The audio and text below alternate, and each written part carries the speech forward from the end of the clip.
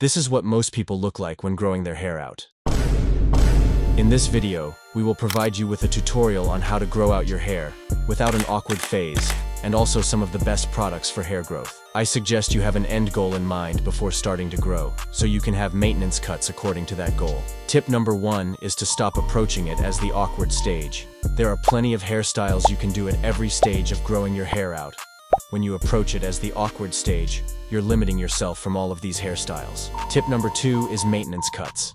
A lot of the people that try to grow their hair out go for the Route 1 strategy, which is just grow your hair out and never get it cut.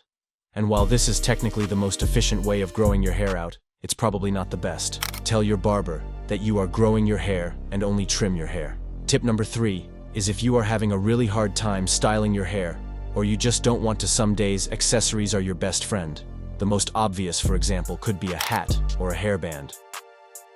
Tip number 4 is to take a picture in the mirror of how long your hair's getting that way when it gets tough and you feel like quitting.